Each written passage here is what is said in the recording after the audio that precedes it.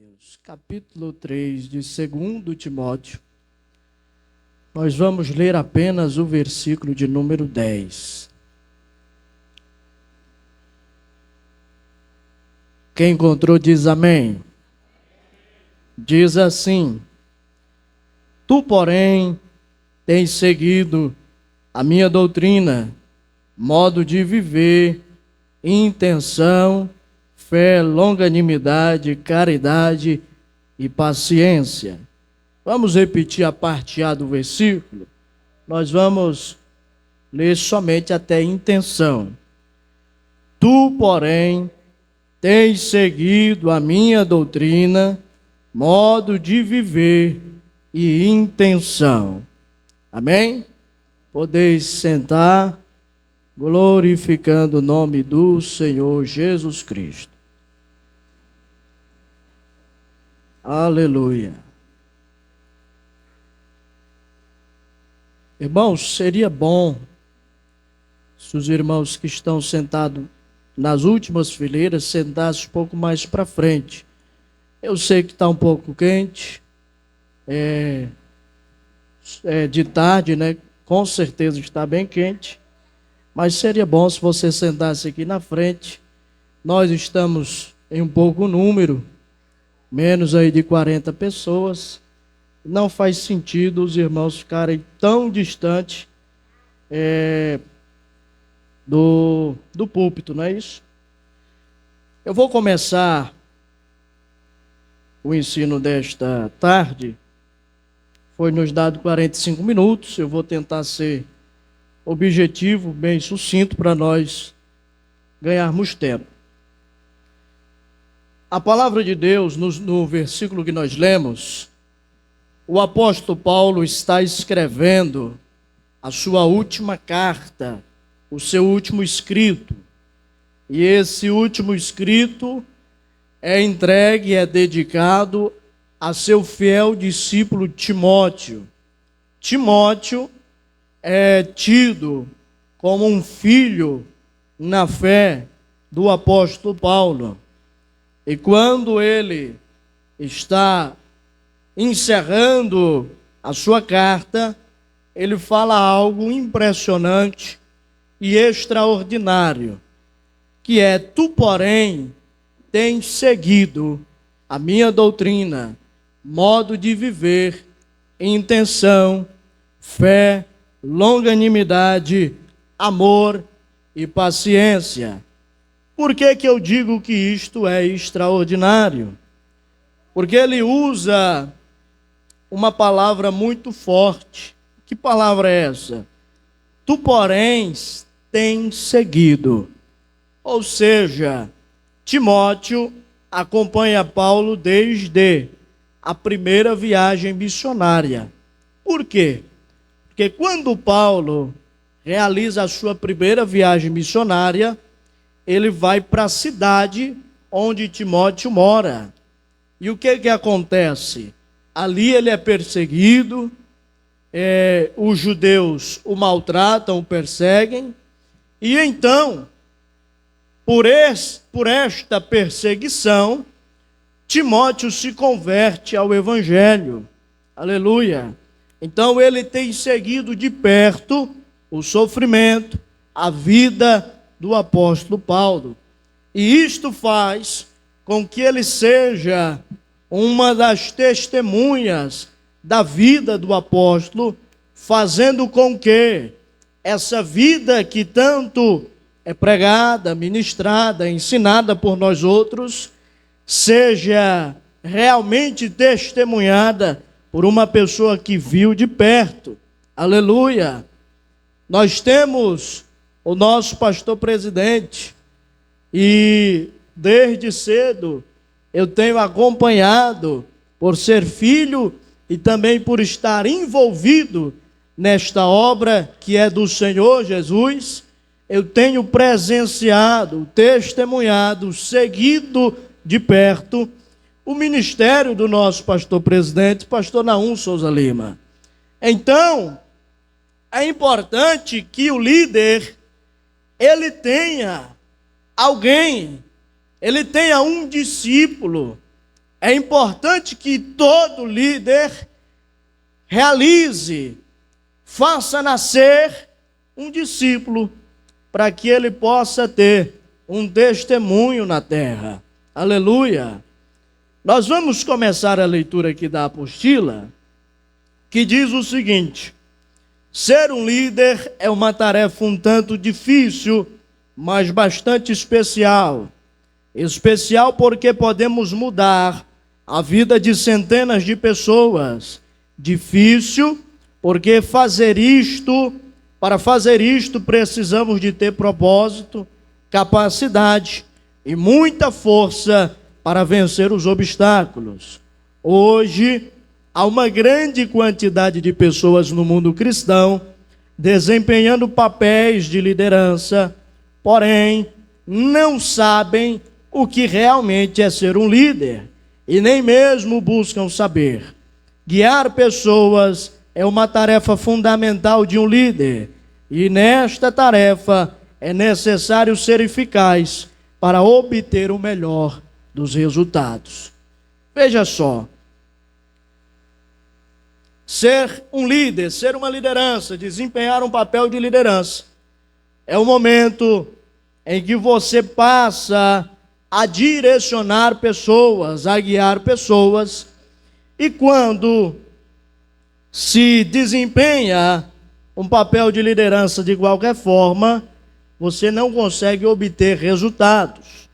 E nós colocamos aqui, há uma grande quantidade de pessoas no mundo cristão desempenhando papéis de liderança, porém não sabem o que realmente é ser um líder e nem mesmo buscam saber. Nós vivemos um tempo em que muitas pessoas querem sentar no púlpito, querem posições de destaque, querem pregar, querem ensinar, querem falar para muitas pessoas, mas não buscam se aprimorar. O que é isso? Pessoas que querem a honra, que querem a glória, mas que não querem pagar o preço. Aleluia! É triste, irmão, quando você vê um obreiro que não frequenta a escola dominical, que compra, vamos dizer que ele compra um livro, mas quando ele chega em casa ele só joga o livro ali na estante e o livro fica ali por anos e anos empoeirado, sem que ele ao menos abra o livro para que ele possa ler. Ou seja, é uma pessoa desinteressada, uma pessoa que não possui interesse de evoluir como pessoa, como servo de Deus e como liderança. Aleluia! Você vê uma apostila como essa, isso aqui tem horas de estudo e de energia depositada para que possa sair dessa forma. E aí nós chegamos numa reunião como essa, e tem gente que na mentalidade fica maquinando e pensando, eu não vou dar isso tudo numa apostila como essa. Então nós vemos pessoas que não possuem interesse de crescer em graça e em conhecimento. Acomodismo, como falou o nosso pastor presidente. Pessoas conformadas, que não buscam desempenhar um papel realmente eficaz na vida das pessoas que ele lidera. Porque liderar, irmão, não é só vir para a igreja e dirigir um culto e dar uma palavra. Liderar é muito mais do que isso, porque isso envolve exemplo, isso envolve testemunho, aleluia. E para que isso seja eficaz na vida de uma outra pessoa, isso leva tempo. Para que o meu testemunho de vida seja eficaz na vida dos irmãos, é necessário que eu tenha um tempo, uma caminhada, uma história, para que assim possa surgir um efeito na vida dos irmãos. Porque se não tiver tempo, história, trajetória, caminhada, vai ser só um momento. Eu posso pregar aqui e amanhã eu estar vivendo no pecado, ou seja, isso não vai surgir efeito. As minhas palavras aqui terão sido palavras vazias, palavras sem raiz, sem profundidade.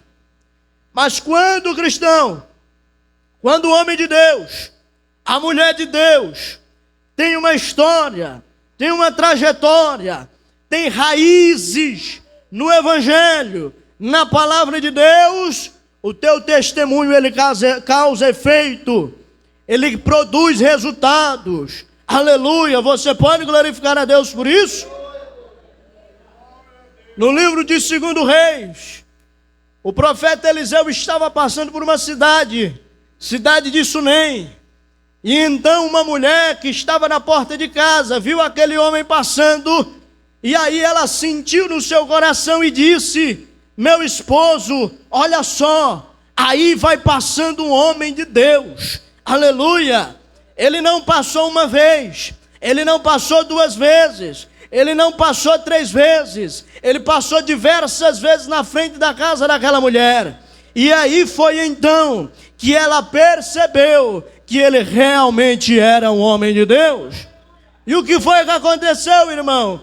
Ela chamou: profeta, vem se hospedar na minha casa. Eu preparei um quarto, eu preparei uma cama e uma cadeira para você se aposentar, para você se deitar e descansar a tua cabeça. Aleluia! E o que aconteceu depois disto foi milagre. Uma mulher que era estéril concebeu um filho, o seu filho morreu, mas através do homem de Deus, ele ressuscitou para a glória do nome do Senhor. Aleluia! O que é isso, irmão? Testemunho de vida. Aleluia! Isso é produzir resultado, produzir efeito na vida de outras pessoas. Você não foi chamado, irmão, para ser beneficiado pela obra. Você foi chamado para beneficiar a obra do Senhor. Aleluia! Certo é que o obreiro é digno do seu salário, mas nós não podemos adentrar neste trabalho,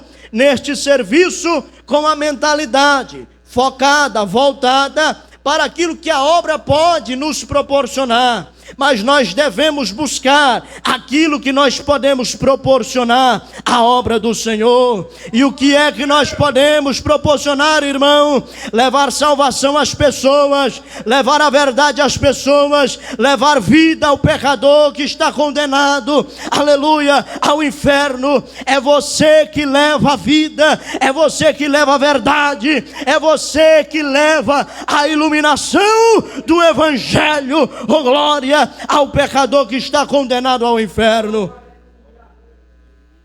Veja só, olhando para a palavra de Deus, encontramos um dos conselhos mais sábios de um líder para outro líder: tu só não podes fazer. Quem está dizendo isto? Jetro, sogro de Moisés, no livro do Êxodo, capítulo de número 18, Jetro chega com a esposa de Moisés, com o filho de Moisés, e então vê aquele homem enfadado, cansado de realizar um papel, um trabalho sozinho.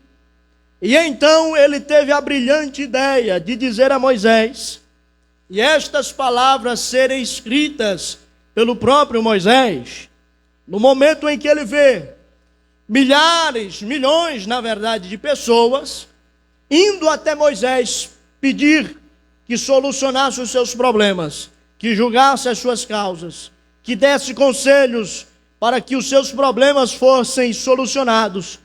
E então ele vê aquele homem cansado, exausto deste tão especial e difícil trabalho. E então ele diz: Moisés, você sozinho não consegue fazer isto. Você precisa estabelecer homens, líderes, para que eles possam liderar este povo. E os problemas maiores, os problemas que não tiverem solução, aí sim eles virão para você resolver. Então a primeira lição que nós temos aqui é que nós precisamos gerar discípulos. Precisamos produzir discípulos. Obreiro, pastor, que não produz discípulos, ele não está vivendo de acordo com o Evangelho. Por quê, irmão? Porque o próprio Senhor Jesus Cristo declara, no capítulo 28 do Evangelho de Mateus: ide por todo mundo, aleluia, e pregai o Evangelho a toda criatura. E aí no versículo de número 20, se não me foge da memória, ele diz: ensinando-os a guardar todas as coisas que eu vos tenho ordenado. Então quem é que ensina? É Jesus? Não, Jesus está no céu, irmão. O que ele tinha para nos ensinar, ele já deixou escrito, aleluia. Então quem ensina é você, é o obreiro, é o homem de Deus, é a mulher de Deus. Então é você que precisa gerar discípulos, fazer discípulos, aleluia. Jetro aconselha Moisés a respeito de como deveria proceder na administração do povo escolhido por Deus na saída do Egito. Jetro viu a dificuldade do genro lidando com mais de 3 milhões de pessoas e decidiu aconselhá-lo a dividir as tarefas. Moisés então deu ouvidos ao conselho de seu sogro e fez como lhe havia sido dito, e deu muito certo. Vamos ler capítulo 18 do livro de Êxodo, versículo de número 24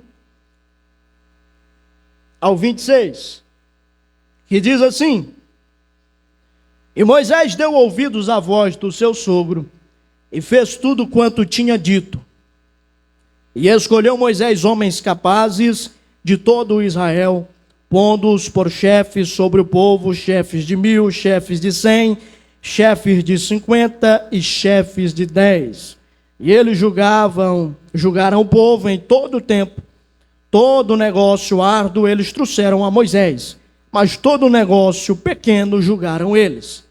Então, é por isso que na obra do Senhor há lideranças, há líder de jovens, há líder de círculo de oração, há líder de crianças, há líder de adolescentes, há líder de varões, há pastores congregacionais, e todos os problemas grandes que não possam ser resolvidos naquela localidade ou pelo líder que está na frente daquele departamento, igreja ou situação, então é levado para o líder maior que possa resolver. E nós vemos tantos líderes, hoje na obra de Deus é consagrado direto diversos obreiros, e é consagrado, irmãos, tantos obreiros sem compromissos, tantos obreiros que não têm compromisso com a instituição igreja, que é muito triste. Aleluia. A gente que está no campo, no ministério, que sabe de todos os problemas, as situações, nós conseguimos ver a dificuldade de tantos líderes que não procuram se capacitar, que não procuram evoluir, e assim não conseguem resolver as situações, os problemas que surgem na vida dos seus liderados. Aleluia. Então, Jetro aconselha a Moisés da seguinte forma: olha só o que diz o versículo 21 do capítulo 18 do Êxodo. Você que está sem a apostila, permaneça com a sua Bíblia aberta para você acompanhar, irmão, a leitura. Aleluia. Diz assim: e tu, dentre todo o povo, procura homens capazes, tementes a Deus, homens de verdade, que odeiem a avareza, e estabeleça-os sobre eles como chefes de 1000, chefes de 100, chefes de 50 e chefes de 10. Quais são os critérios que Moisés, que Jetro dita para Moisés usar? Olha só: homens capazes, tementes a Deus, homens de verdade. Capacidade é algo que alguém já possui.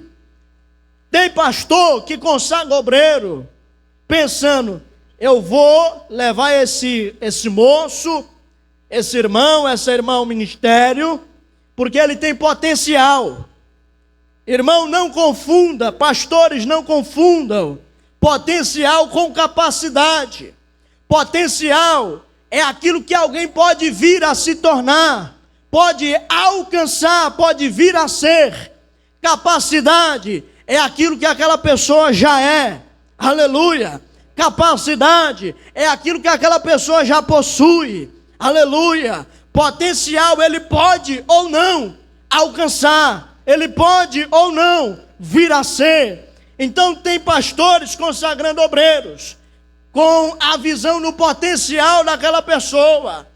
Ele pode vir a ser um bom obreiro, pode vir a ser um bom pastor, pode vir a ser um bom diácono, um bom presbítero.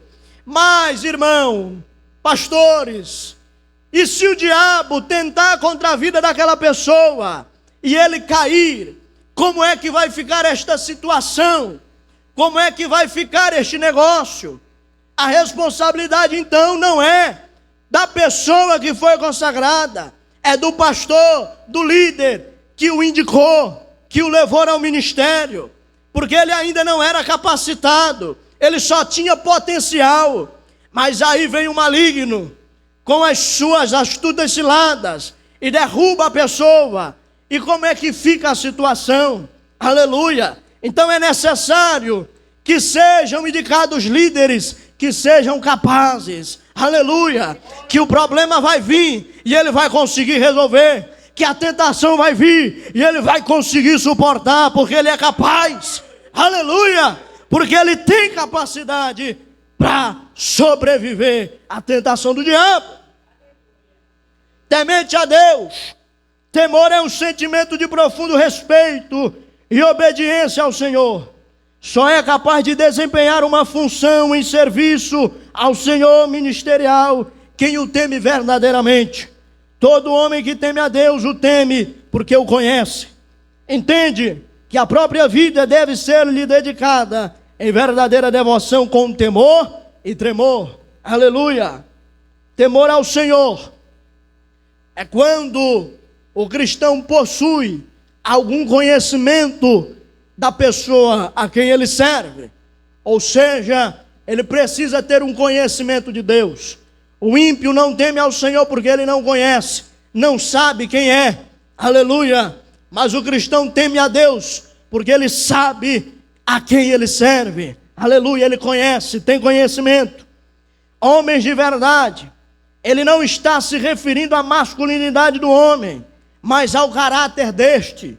Homem de verdade é aquele que possui um caráter firme, que tem uma só palavra, que não deixa se levar pelas circunstâncias, que permanece sendo verdadeiro. Aleluia! Quantos homens, obreiros sem caráter, estão desempenhando um papel no ministério? Aleluia! Não foram muito bem observados. Aleluia!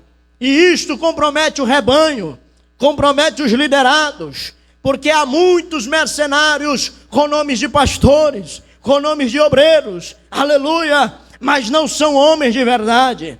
E Jetro está dizendo a Moisés: esses homens precisam ser homens de caráter, homens com uma só palavra, homens que em meio a circunstâncias adversas não vão se deixar levar pela corrupção, pela segunda palavra, ou seja, pela mentira. Aleluia! Mas homens que vão permanecer firmes, aleluia, com um caráter ilibado na presença do Senhor. Então são três características que o obreiro precisa ter. Precisa ser capaz, precisa ser temente ao Senhor e precisa ser homem de verdade. Precisa ter caráter, e esse caráter, ele não vem da minha capacidade humana, mas ele vem do caráter do Senhor Jesus Cristo. Para nós encerrarmos essa introdução,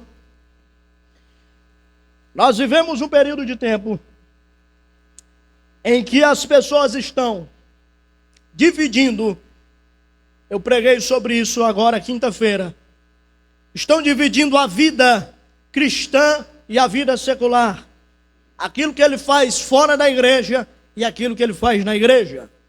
Olhando, irmãos, para a Bíblia Sagrada, isso é antibíblico, isso não tem espaço na palavra de Deus. Não se divide vida cristã e vida secular.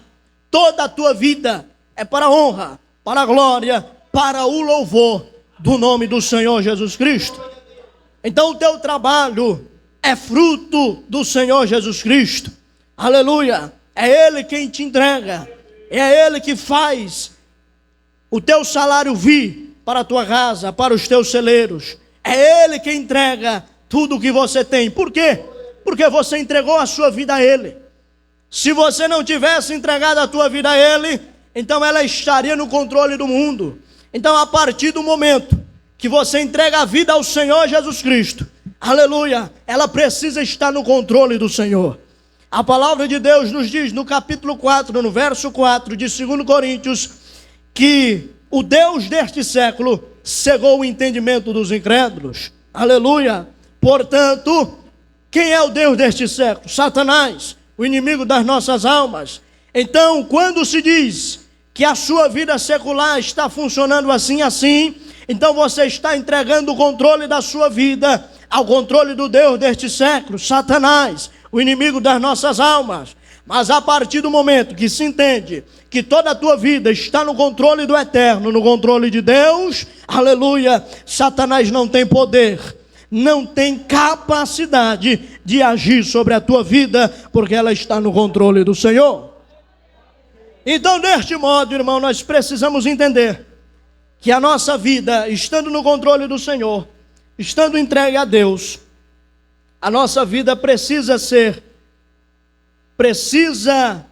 conter atitudes, ações que venham glorificar o nome do Senhor, que venham produzir algo no reino de Deus, independente de que você seja empregado ou não, ou se você só trabalha na obra ou não, a tua vida tem que ser para a glória do nome do Senhor. Amém? O capítulo 10 de Mateus, o versículo 34 e 39, eu não vou ler todos os versículos por causa do tempo, devido ao tempo.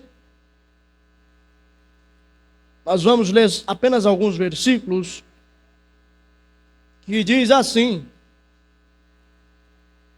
não cuideis que vim trazer paz à terra, não vim trazer paz senão espada, porque eu vim pôr em dissensão o homem contra seu pai, a filha contra a sua mãe, e a nora contra a sua sogra, e assim os inimigos do homem serão os seus familiares. Quem ama o pai ou a mãe mais do que a mim, não é digno de mim. E quem ama o filho ou a filha mais do que a mim, não é digno de mim. E quem não toma a sua cruz e não segue após mim, não é digno de mim. Amém? Nós vemos aqui o Senhor Jesus Cristo, o próprio Jesus Cristo, declarando uma sentença que é de difícil compreensão para a maioria das pessoas. Por quê? Porque nem todo mundo, irmão, entende que a vida dele precisa ser completamente devotada ao Senhor Jesus Cristo. E quando você coloca alguma pessoa, alguma coisa à frente do Senhor Jesus Cristo, você está substituindo-o. É por isso que o primeiro mandamento que Deus entrega a Moisés é: amarás ao teu Deus acima de todas as coisas. Ou seja, devoção. Quem carrega a cruz é quem tem completa devoção. Quem não carrega a cruz é porque ele está dividindo a atenção que ele dá a Jesus Cristo com o mundo.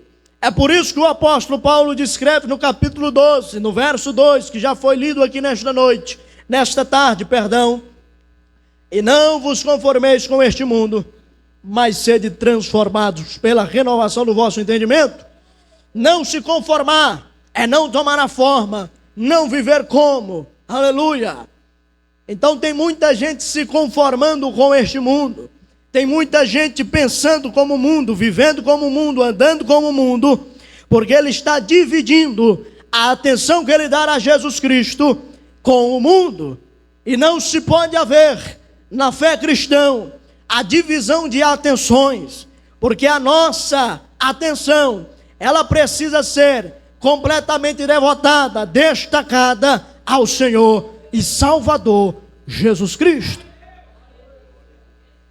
Nós entramos então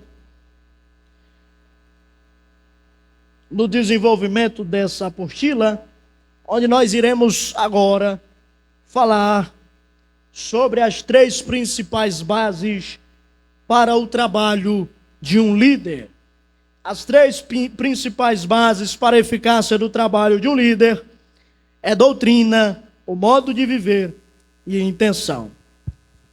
Eu vou tentar ser sucinto, a gente tem um limite de horário, pois ainda nós iremos debater o assunto. O Senhor Jesus Cristo afirma, nós já estamos na página de doutrina, em João capítulo 14, verso 6, que Ele é o caminho, a verdade e a vida. E é desta afirmação que vem a doutrina da igreja. Ou seja, Jesus é o único mediador entre Deus e os homens. Jesus é a verdade absoluta, sendo revelada aos homens, e que fora dele não há Salvador. Jesus é o único capaz de nos proporcionar a vida eterna, a vida completa. Dentro destas 3 vertentes está a doutrina que a igreja do Senhor Jesus Cristo professa. E tudo que se encontra fora destas 3 vertentes não é a doutrina que a igreja do Senhor Jesus Cristo professa. É por esta razão que devemos ter cuidado com o que ouvimos e com o que é ministrado em nossas igrejas. O apóstolo Paulo declara no versículo que nós lemos que Timóteo tem seguido a doutrina. E essa doutrina, ela é pautada completamente em Jesus Cristo. Aleluia. A doutrina, irmão, eu vou ler aqui o 3º parágrafo para a gente ter um entendimento melhor. Em Atos 2:42 aparece a palavra doutrina didaquê, em que Lucas faz menção que a igreja primitiva perseverava na doutrina dos apóstolos. Veja só, essa doutrina se referia ao nascimento, vida, morte e ressurreição de Jesus Cristo. Esta era a doutrina dos apóstolos. Jesus Cristo é a centralidade do Evangelho. Ou seja, toda doutrina bíblica, ela está pautada em Jesus Cristo. E Jesus Cristo, ele não está inserido só no Novo Testamento. Tem muita gente que lê a Bíblia e parece que entende que Jesus só aparece no Novo Testamento. Não, Jesus Cristo, ele aparece desde Gênesis 1. Aleluia. Ou seja, ele aparece como a luz. E nós vemos ele aparecendo em diversas ocasiões como anjo do Senhor. Vemos os profetas falando acerca de Jesus, quando ele viria. Então Jesus, ele está no Antigo Testamento, no Novo Testamento. Então Jesus Cristo, ele é a doutrina da igreja. Ele é a centralidade do Evangelho. Amém? Então ele usa, nós vemos a palavra didaquê, que é escrita pela primeira vez em Atos 2:42. Mas a palavra que ele está usando em Timóteo, 2 Timóteo 3:10, é didascalia. É uma palavra derivada de didaquê. Ambas as palavras são usadas no sentido ativo e passivo. Veja só que isso é importante. Ou seja, o ato de ensinar e o que é ensinado. Didaquê quer dizer ensinamento, doutrina. É predominante em voz passiva, pondo em relevo a autoridade. Ou seja, o conteúdo em si. Didascalia, ensino, instrução, doutrina. Predominante em voz ativa, pondo em relevo o ato, a ação. Ou seja, didaquê se refere ao conteúdo, à doutrina, ou seja, Jesus Cristo como a centralidade do Evangelho. Didascalia está se referindo à ação, o ato de ensinar. Ou seja, neste momento eu estou fazendo didascalia, ensinando, aleluia. Então, está se referindo à ação, o ato de ensinar. Em 2 Timóteo 3,10, o apóstolo exorta Timóteo a seguir e imitar sua doutrina, sua teologia, tanto palavras como atos, porque assim, não dando ouvidos a filosofias humanas, Timóteo não se desviaria da verdade. A doutrina tem a capacidade de desviar o indivíduo da verdade, se não tivermos conhecimento da verdade e não tivermos uma estrutura, uma base, estamos sujeitos a cair no erro que pode nos desviar do caminho. Então, o apóstolo Paulo está aqui falando acerca da ação do ensino. Ele está dizendo que Timóteo tem, irmão, que imitar até o ato do ensino, ou seja, a forma, o método que o apóstolo Paulo ensina. Você pode glorificar a Deus por isso? Deixa eu explicar isso direito. Nós somos membros da Assembleia de Deus. E a Assembleia de Deus, ela tem um padrão. A Assembleia de Deus Missão tem um padrão.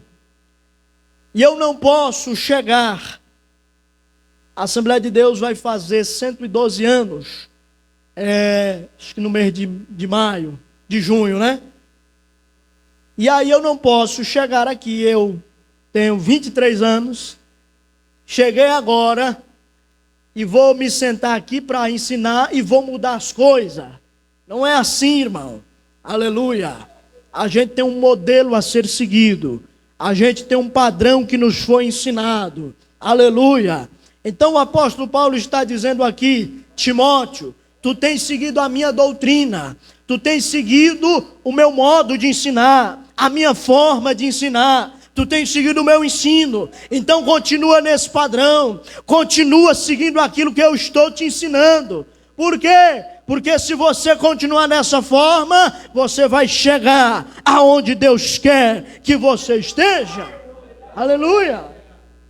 Então, é necessário que o obreiro, é necessário que nós tenhamos uma boa doutrina, baseada na centralidade do Evangelho, que é quem? Que é Jesus Cristo, Senhor e Salvador, aleluia, e que tenhamos o mesmo padrão de ensinamento dos nossos líderes, aleluia. Crente que não tem líder, irmão, que não tem pastor, ele é o pior dos crentes para se lidar. É aquilo que o apóstolo Paulo fala em 1 Coríntios. Tinha ali um grupo na igreja, que era o grupo de Apolo. Tinha um grupo que era de Pedro e um grupo que era de Paulo. E o pior grupo era o de Jesus Cristo, em que os irmãos diziam, não, nós não vamos aceitar o ensino de Paulo, nem o de Apolo, nem o de Pedro. Nós só vamos aceitar o ensino de Jesus. Então, era o pior grupo que tinha na igreja, porque queria que eles dessem ali a doutrina deles, mas não queriam respeitar os líderes. Então o pior tipo de crente é o crente rebelde, que não tem capacidade de seguir a liderança, que não tem capacidade de respeitar os líderes. Esse é o pior tipo de crente. É o tipo de crente que não tem temor à liderança. E o apóstolo João declara, na sua primeira carta, que quem diz que ama e não ama seu irmão, não respeita, ele não tem amor a Deus, ele não ama a Deus. É mentira. Porque como há de amar a Deus que não vê e odiar o seu irmão que ele vê? Então não faz sentido eu dizer que ama a Deus e odiar o irmão Marquinhos. Não faz sentido. É incoerência. É antibíblico. Então quando nós estamos no padrão da fé, no padrão do Evangelho, aleluia, nós conseguimos produzir resultados na obra de Deus. A fé é pelo ouvir e ouvir pela palavra de Deus. A pessoa que dá ouvidos aos falsos profetas e enganadores será facilmente desviada da verdade. Mas quem está firmado na verdade não se deixará seduzir pelas mentiras do inimigo. Portanto, é necessário que todo líder tenha uma boa doutrina, um ensino centralizado em Cristo, Jesus, nosso Senhor. O líder deve instruir os seus liderados com uma boa doutrina para que os tais sejam firmados na verdade. Amém? O líder, irmão, ele precisa ter profundidade. Pregador, pastor, precisa ter profundidade nas Escrituras. Obreiro, evangelista, presbítero, diácono, cooperador, precisa ter profundidade nas Escrituras. Porque alguém vai chegar e vai lhe perguntar alguma coisa. Aleluia, porque ouviu de algum falso profeta, de algum lobo, viu na internet, viu no YouTube, viu no TikTok. E aí vai querer questioná-lo. E você precisa estar preparado para dar razão da sua fé. Assim como diz o apóstolo Pedro, nós precisamos ter a capacidade de responder à nossa fé. Aleluia.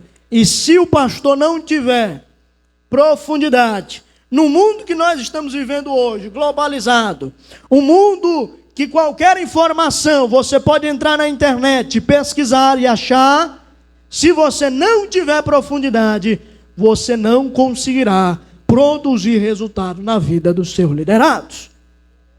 Aleluia, você vai perder as suas ovelhas por lobo, você vai perder as suas ovelhas para os falsos profetas, para os enganadores. E isso não é culpa da ovelha, isso não é culpa de Deus, isso é culpa sua que não se aprofundou nas Escrituras. Isso é culpa nossa que não nos aprofundamos, que não conseguimos dar resposta da verdade. Aleluia. Bendito é o nome do Senhor Jesus. Se a igreja não se aprofundar na palavra de Deus, nós pereceremos. As igrejas neopentecostais, irmãos, estão crescendo dia após dia. Por quê? Porque estão cheios de doutrinas enganadoras. Muitas igrejas, não estou generalizando, mas muitas igrejas estão crescendo, pregando mentiras. E a nossa igreja, aleluia, precisa ser nesta última hora um baluarte na fé, uma igreja firmada na verdade. E se nós não conseguirmos nos aprofundar nas Escrituras, nós perderemos as nossas ovelhas, aleluia, para a mentira, para o pecado. Então, o crente, o obreiro, precisa ter uma boa doutrina para instruir os seus liderados na doutrina da verdade, a fim de que esse irmão, esse crente, essa ovelha permaneça na palavra da verdade. Amém? Vamos para o tópico seguinte. Modo de viver.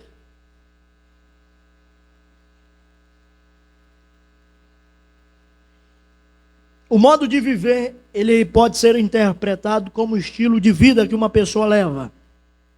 O segundo parágrafo diz o seguinte: o que é estilo de vida? Estilo de vida é a forma pela qual uma pessoa ou um grupo de pessoas vivencia o mundo e, em consequência, se comporta e faz escolhas. Ou seja, os crentes têm um estilo de vida, a igreja tem um padrão, um modo de viver, em que nós nos comportamos e fazemos as nossas escolhas.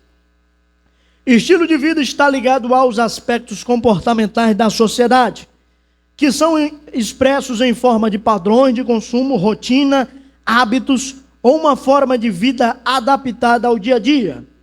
Nós vemos Deus falando a Abraão que deixasse o modo de vida que possuía para seguir o que o Senhor tinha para ele. Vamos ler Gênesis 12, verso de número 1.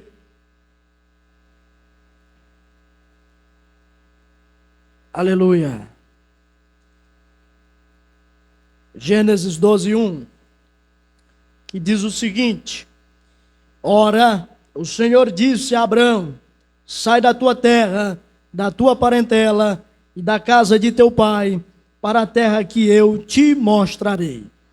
Veja só que o Senhor, o próprio Deus, coloca aqui em sequência, uma sequência. Primeiramente, sai da tua terra, da tua parentela, da casa de teu pai. Então, há aqui 3 características. Primeiro, sai da tua terra. Ele está se referindo à cultura do local, a cultura de Ur dos Caldeus, onde Abraão habitava. Segundo, sai da tua parentela. Ele está aqui falando da rotina que tinha ali os parentes de Abraão. Terceiro, sai da casa de teu pai. Ele está se referindo aos hábitos que foram aprendidos, porque hábito se aprende. Hábito não se nasce com ele, se aprende, é aprendido com o tempo. Hábito você aprende em casa, você aprende no local em que você mais convive, ou seja, a criança na escola, no colégio, na faculdade. O adulto cria hábitos no trabalho.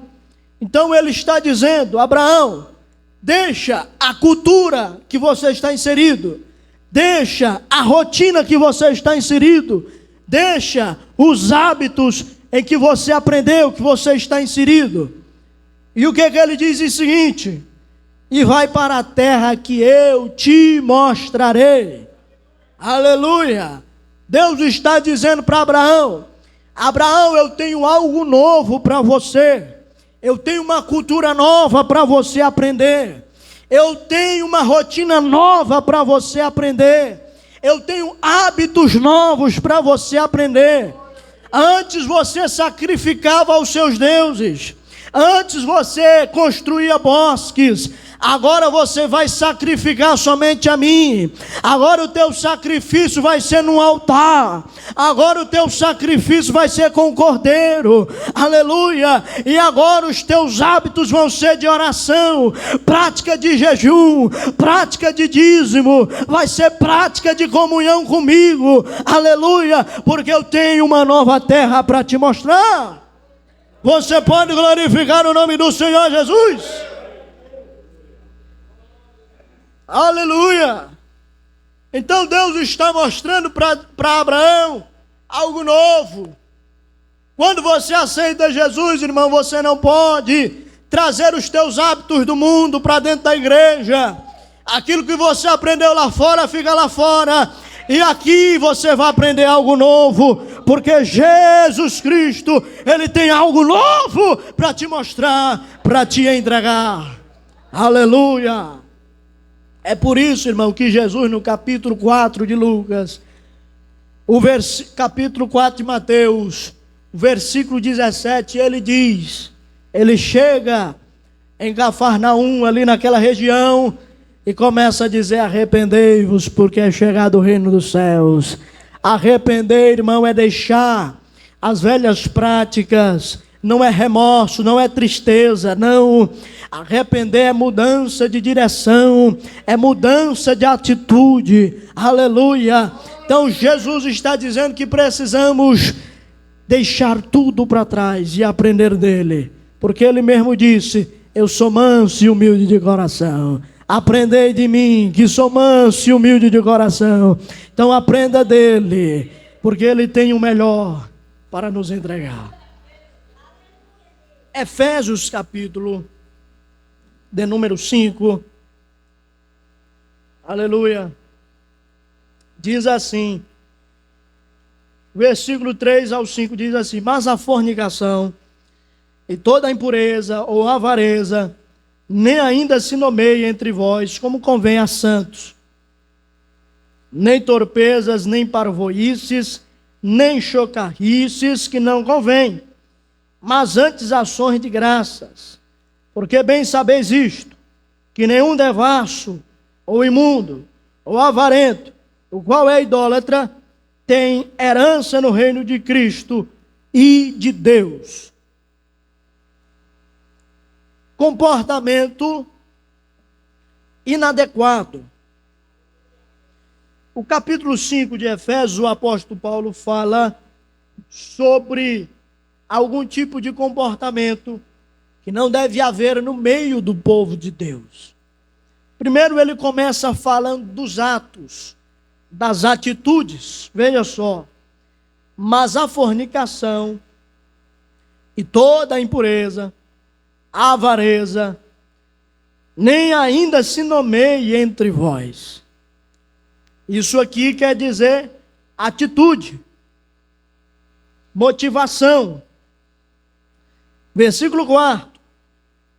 Nem torpezas, nem parvoíces, nem chocarrices que não convém. Agora ele está falando de palavras. Aleluia. Versículo 5, ele traz aqui a sentença. Porque bem sabeis isto, que nenhum devasso ou imundo ou avarento, o qual é idólatra, tem herança no reino de Deus.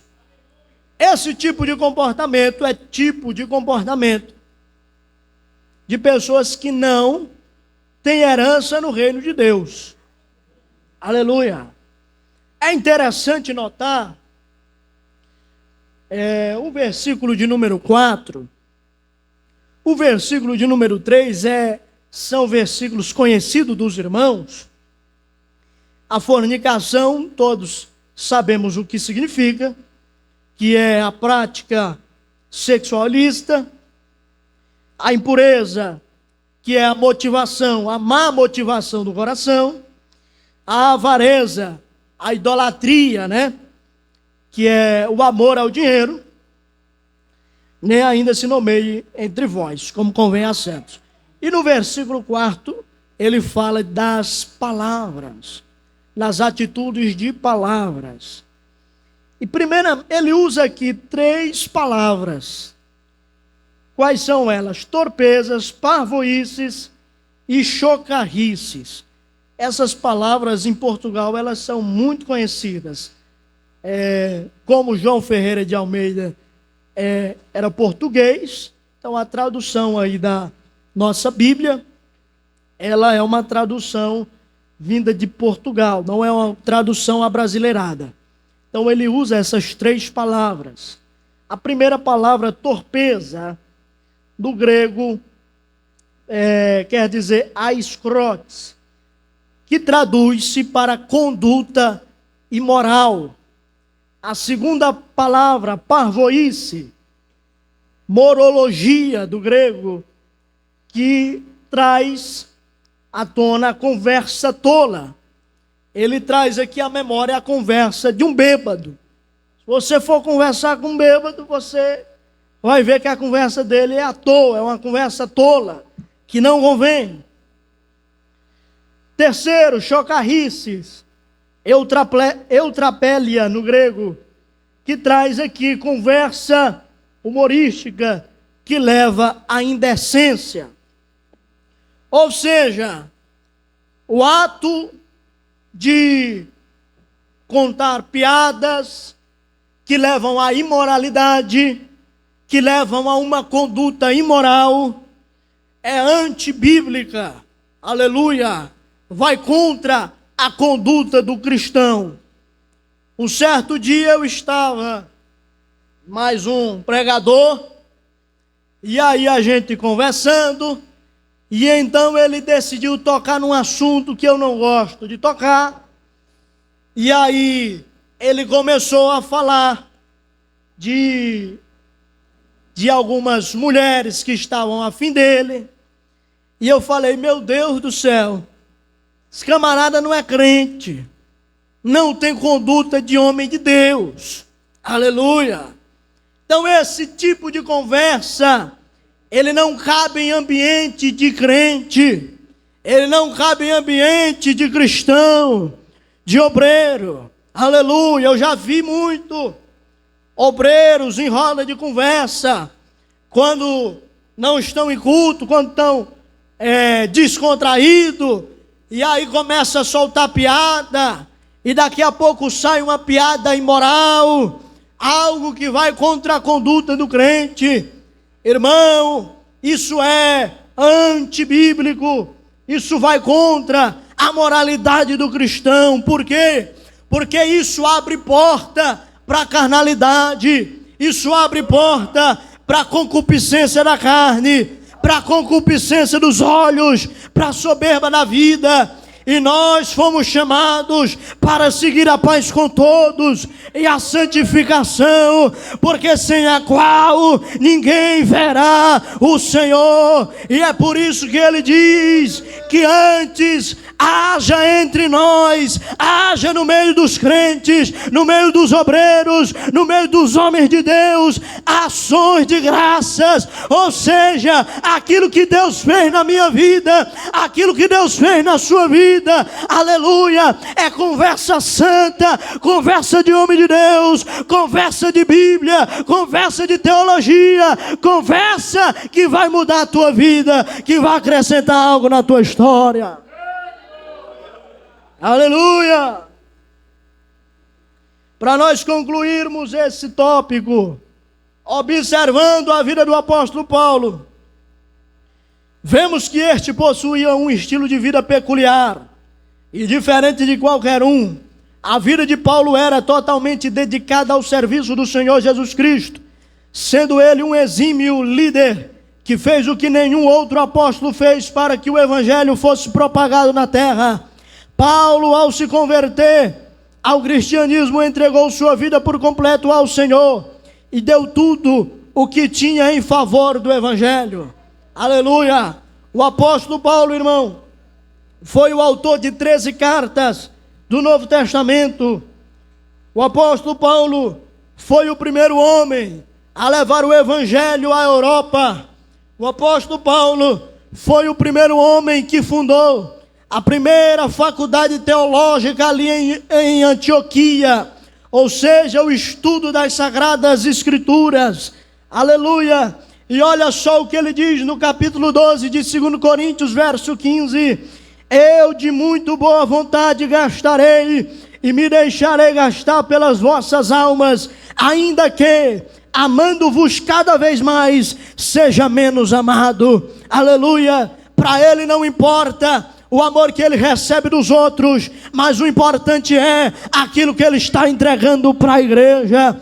Bendito é o nome do Senhor Jesus. Se você acha que já se doou muito para a obra de Deus, aleluia, continue pensando que você se doou pouco, porque ainda há muita coisa para se fazer no evangelho, ainda há muita coisa para se fazer na obra de Deus, ainda há um mundo muito extenso para ser pregado o evangelho, ainda há muitas vidas para serem ensinadas na doutrina do evangelho. Aleluia! Aquilo que você já fez é muito pouco, irmão. Ainda tem muita coisa para fazer, e que a tua vida então seja em favor do evangelho, da propagação da palavra de Deus.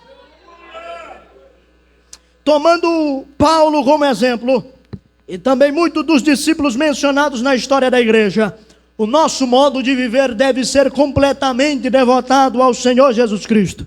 Não devemos dar espaço à concupiscência da carne, nem a concupiscência dos olhos e a soberba da vida, pois tudo isto passa, mas aquele que faz a vontade de Deus permanece para sempre. 1 João, capítulo 2, versículo 15 ao 17. Então, o modo de viver do cristão, do obreiro, do servo de Deus, da serva de Deus, deve ser em favor ao evangelho, uma devoção completa ao Senhor Jesus Cristo. Terceiro tópico para encerrarmos. Aleluia. Temos alguns minutos ainda. O apóstolo Paulo fala: tu, porém, tens seguido a minha doutrina, modo de viver e intenção. A palavra que ele usa, intenção, é com C cedilha. Nós temos duas palavras com uma letra diferente. Tem a palavra intenção com S, que trata-se de pulsão, de motivação. Mas a palavra que ele usa aqui, intenção, ele está falando a respeito de propósito, de objetivo. Observando a vida do apóstolo Paulo, podemos concluir que este era um homem de propósito firme, que buscou alcançá-lo até seus dias finais de vida. Em seus escritos encontramos qual era a intenção ou propósito de vida deste homem de Deus. Quando Paulo exorta Timóteo a continuar seguindo sua intenção, ele está se referindo ao propósito de vida que carregava. Este era manifesto a todos os que conheciam de perto o apóstolo.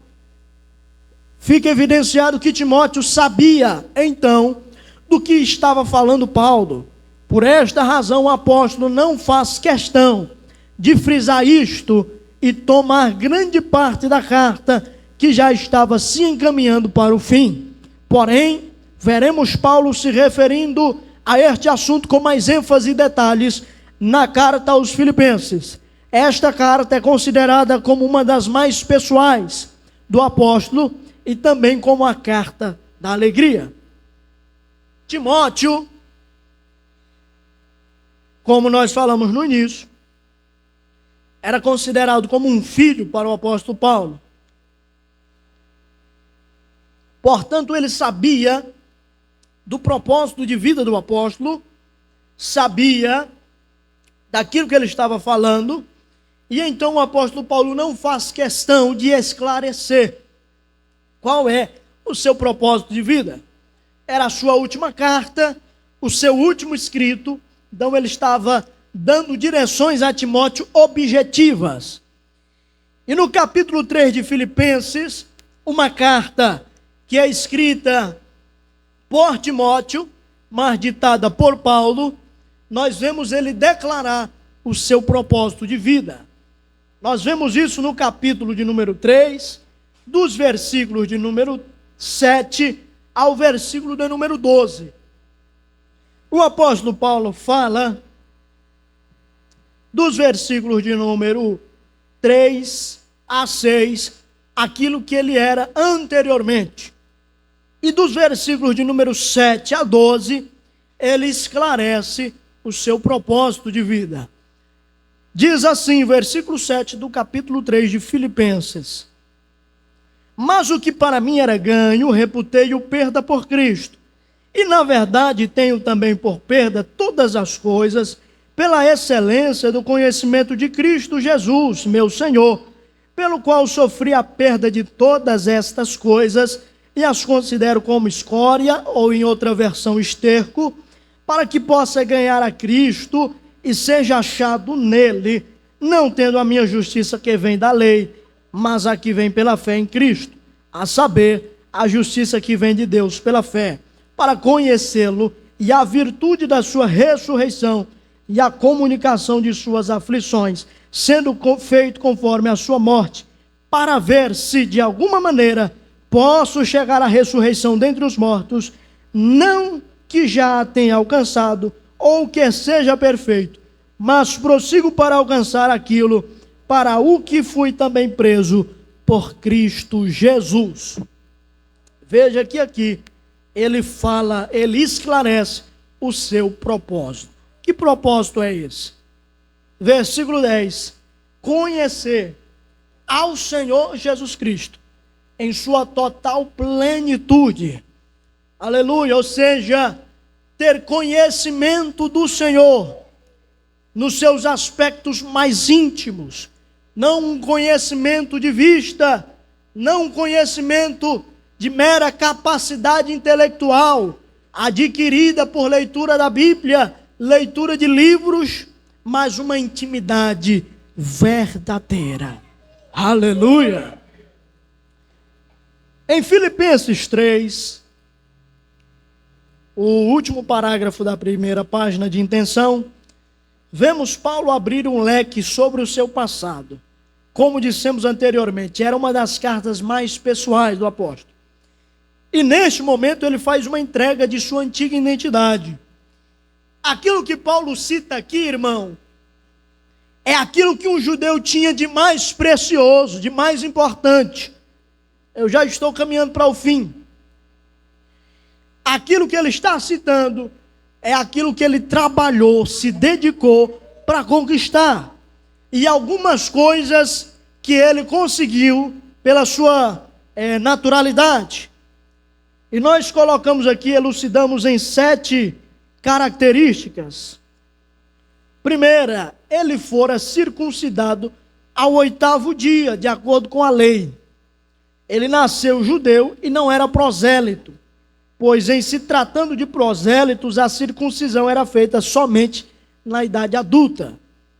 Ou seja, Paulo realmente era um judeu por natureza e foi circuncidado como o próprio Jesus Cristo no 8º dia do seu nascimento. Ele é da linhagem de Israel, ou seja, é descendente do patriarca Jacó. Os ismaelitas podiam remontar as origens a Abraão. Ou seja, os filhos de Ismael poderiam dizer: nós somos filhos de Abraão. E os edomitas podiam afirmar que Isaque é o pai deles. Ou seja, os filhos de Esaú poderiam dizer: nós somos filhos de Abraão e de Isaque. Mas somente quem era judeu poderia dizer: nós somos filhos de Abraão, de Isaque e de Jacó. Por quê? Porque Deus, quando Ele está falando com o povo, o que é que Ele diz? Assim diz o Senhor, Deus de Abraão, de Isaque e de Jacó. Então, o apóstolo Paulo tinha essa característica. Ele poderia dizer: eu sou filho de Abraão, de Isaque e de Jacó. Terceira característica: Paulo é da tribo de Benjamim, da qual viera o primeiro rei de Israel, e a tribo que se manteve fiel ao recusar participar da revolta comandada por Jeroboão. Ele é hebreu de hebreus, ou seja, é nascido de pais hebreus, e que, ao contrário de muitos dos seus compatriotas, ainda sabia falar o idioma hebraico.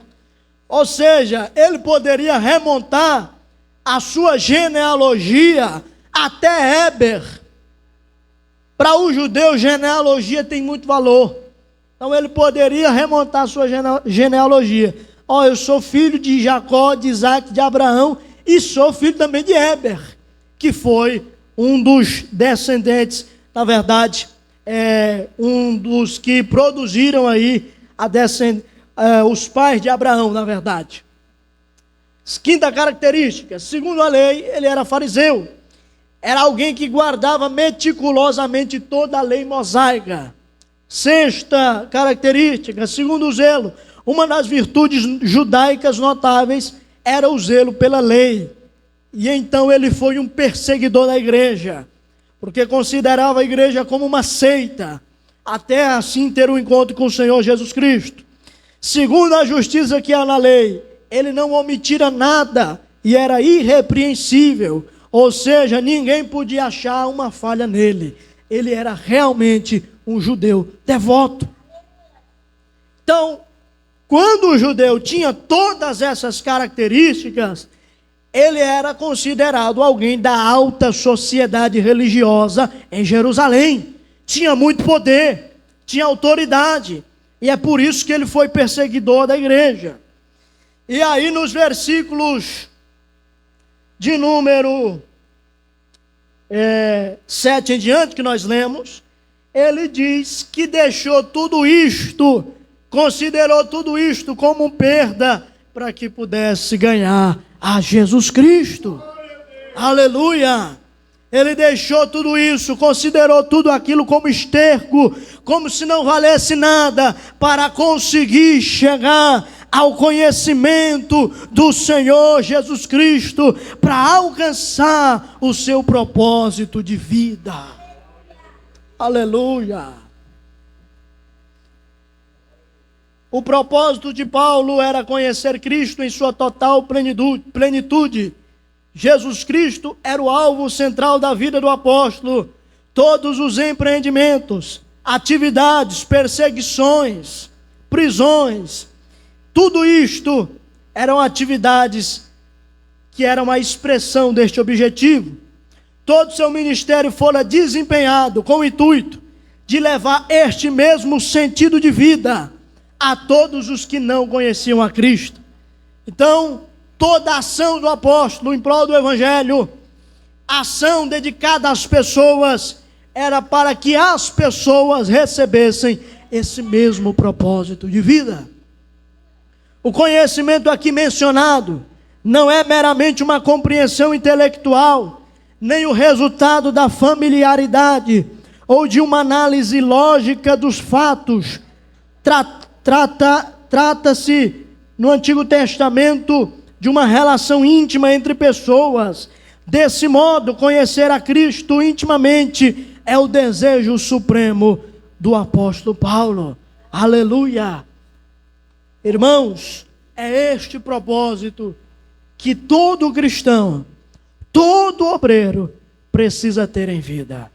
Conhecer a Jesus na sua total plenitude. Porque se o seu propósito for outro, você vai falhar. As circunstâncias vão pesar e você não vai conseguir continuar. As circunstâncias se tornarão difíceis. Virão as tentações e você não conseguirá continuar. E aí veja só, para encerrarmos, como ele faz para alcançar o objetivo. Dos versículos 12 a 14, ele revela o como faz para alcançar aquilo que se propôs. Observando estes versículos, podemos também aplicar em nossas vidas o mesmo método, fórmula de Paulo.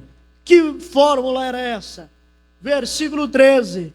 Irmãos, não julgo que o haja alcançado, mas uma coisa eu faço, que é esquecendo-me das coisas que para trás ficam, e avançando para as que estão diante de mim, eu prossigo para o alvo, para o prêmio da soberana vocação de Deus em Cristo Jesus.